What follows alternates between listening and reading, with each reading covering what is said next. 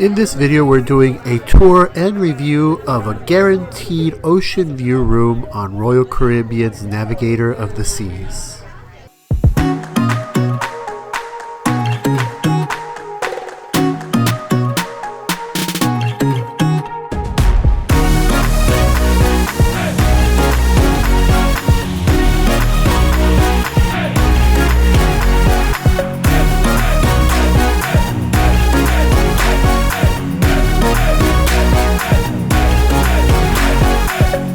So this time we're in deck 2 and we actually have a guaranteed ocean view room with a porthole.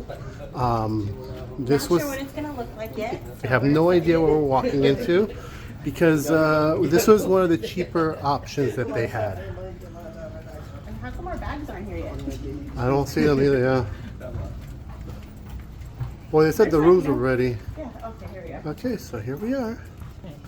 We are at room 2290. So let's rip this thing open. We got our CPAS. Let's make sure it's us. There's yours. There's mine. Hey guys, Hey. what's doing? But Hi. come board. Okay, I don't know what we're walking into, so okay, so this is a guaranteed view room. Whoa, this is a different setup. Yeah. We've gotten our keys and we just came inside our room, and it is very different from what we were expecting, but this is exciting because we wanted to make this video about what we received when we signed up for a guaranteed ocean view room. So we don't have a balcony this time. We only have a porthole, and this room is a guaranteed room. We were guaranteed to have a window. We were not told where this was going to be at or how the room was going to be set up. It's one of those like surprise kind of moments, and we're kind of surprised because it's very different. But we're going to show you what we have inside our room, and of course we start with the closet. So we have, of course, our regular closet here, and it's a kind of a walk-in closet. And so we have a couple of little areas there to hang our clothes. We have a couple of shelves there and some pants hangers right there to hang our pants. So very basic stuff. Luckily, they did not put all of our life jackets inside the closet. There is a space above them, so that is not taking up space like it was in our last room. Behind the closet, we have the bathroom. So your basic Royal Caribbean, in fact, it's actually identical to the one on Freedom of the Seas. Even the seashells are identical to it.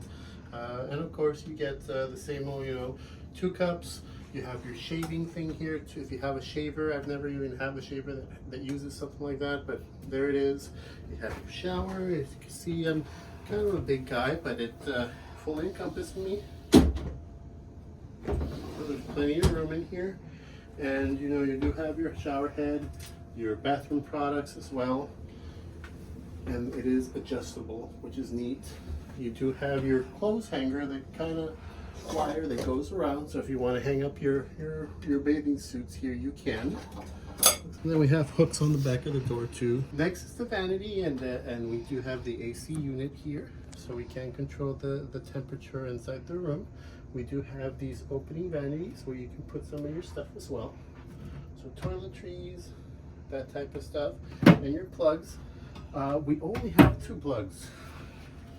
And so we brought our cube, which is very helpful for charging a lot of objects at the same time.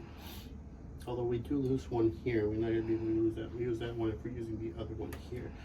And our TV as well. We have a safe. Some more storage up here. Some drawers down here. Mine are masks. There's a hairdryer in here. Some more storage drawers. And the little cooler. It's not a fridge, it's just a cooler.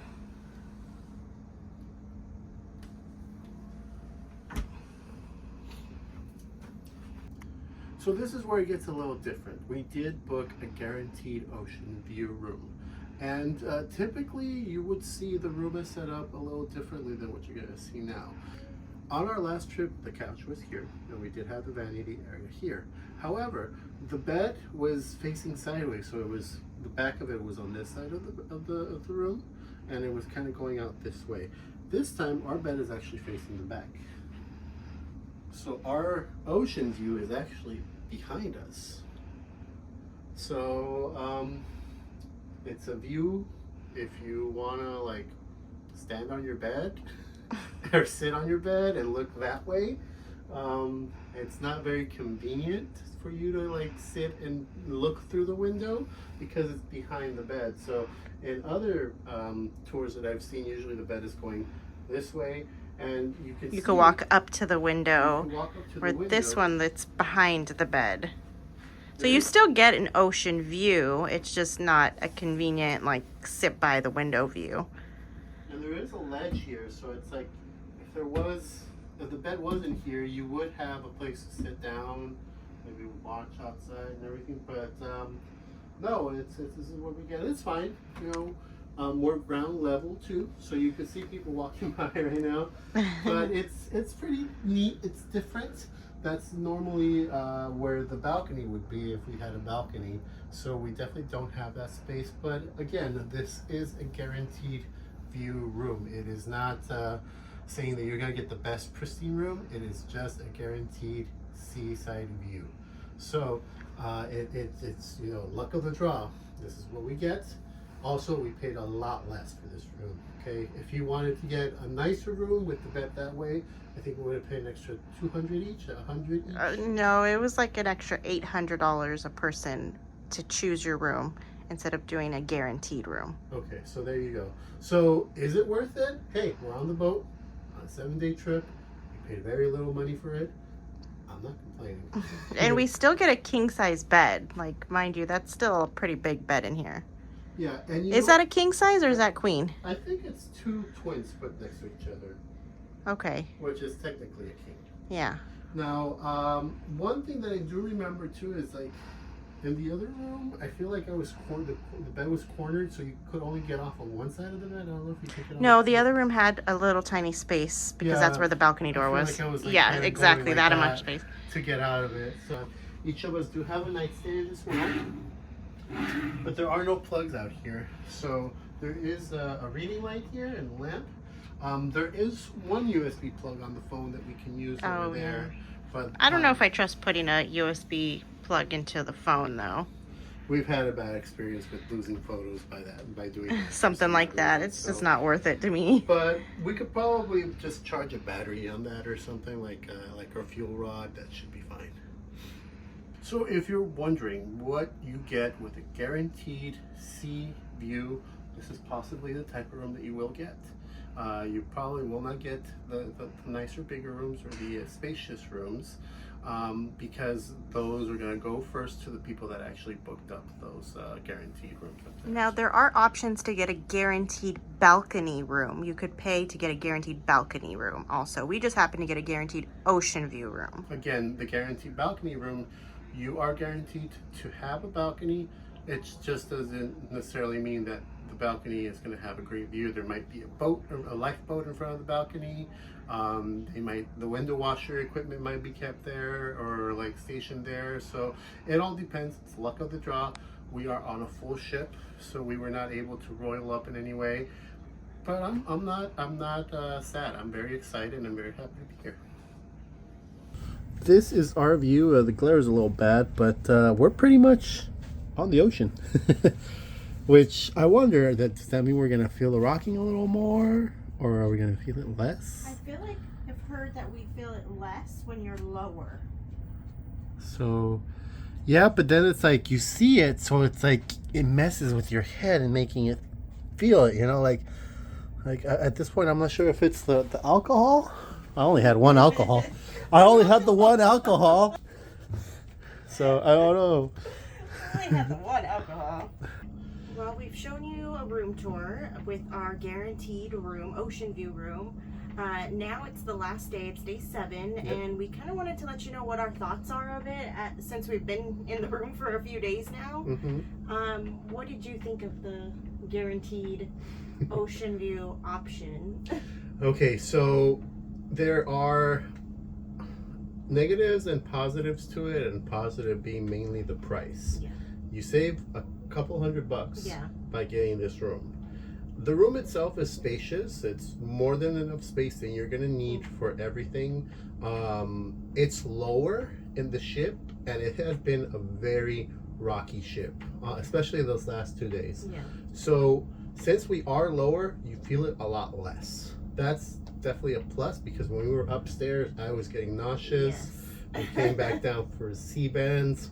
Yeah, and like you're kind of walking like that. So that's a plus, because at night it wasn't so bad either. The negatives though, okay, so this is probably just this room. One thing that I didn't like is that there is a switch to turn on the outside announcements so you could hear them inside. That doesn't work in here. So any of the outside announcements that are going on, we have to open the door to hear what they're saying, in order to hear it. You can't. We tried everything to try to turn it on, but we just couldn't. There's no announcements inside here. Secondly would be the TV. Again, not sure if it's just this room or if it's the whole ship, but our TV, the live TV, kept freezing.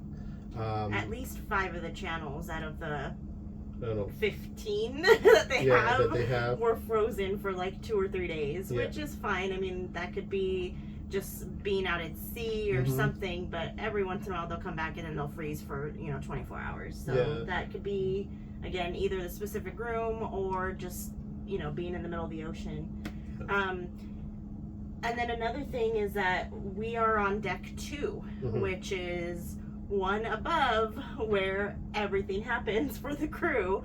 And we are literally next door, right in front of our door is Studio B, the ice skating. It's like a side, it's a crew entrance. It's not the actual entrance, but it's the crew entrance. And we went upstairs to kind of figure out where it was, and it's like that's Studio B there. Yeah. Right next to us. Yeah, so with being on deck 2, first of all, next to Studio B, we could hear the music all night. Yeah.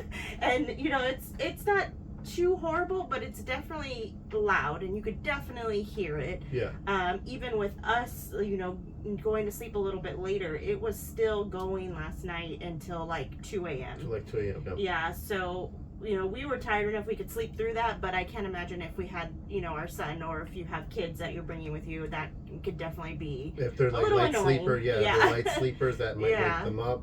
And then also with being on deck 2, and like I said, having the crew all on deck 1 doing everything that they do for the ship, we heard things throughout our stay.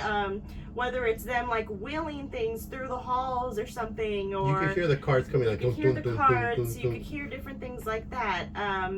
So I don't know. I don't think I would ever pick to be on this deck again, just for that reason. Is you could hear more than it's kind of like it broke that barrier of the magic of how they do everything, because you could hear them do a lot of things. And because we were so low, the water is like really close to our window, not touching it, but when we had crazy waves, the water was definitely splashing up on our window, and we could hear different things, like almost kind of like banging on the side of the ship. I don't know if that was just a wave or what, but that definitely kind of scary. Yeah.